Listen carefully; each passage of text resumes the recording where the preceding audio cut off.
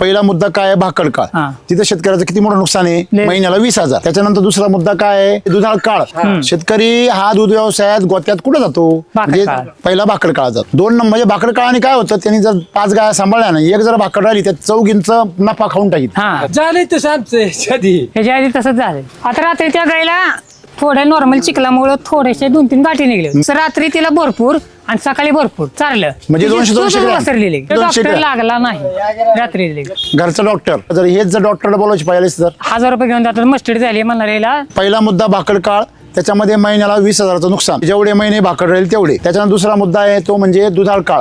मग तुमचा दुधाचा काळ आहे, जर मिल्क चार्जरमुळे तो 6-7 महिने टिकतो. जो मिल्क चार्जर नसल्यावर 3च महिन्यात संपते. तर 4 महिन्याचं शेतकऱ्याचं काय आहे, नुकसान आहे. नंबर 3 दवाखाना. आजारपणामध्ये गॅरंटेड शेतकऱ्याला आजारपणामध्ये एका गाईला वर्षाला 5-10 हजार रुपये खर्च येतो. आजारी पडल्यावर दुधाचं नुकसान होतं, ते आणखीन वेगळं. 5वा मुद्दा, तुम्ही जो चारा टाकता आणि खुराक टाकता, मिनरल मिक्सरच्या जनावरांच्या गोठ्यामध्ये तो कायम मागं पडलेला असतो. मागं उष्टावळ पडली, ते काय आहे तुमचं तोटाच.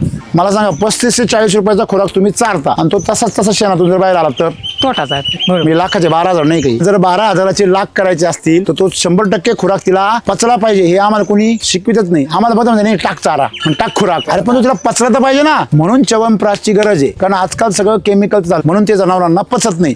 म्हणून आम्ही काय सांगतो, SCT वैदिकचा SSM चा चारा द्या. तयार करा. बरोबर आहे.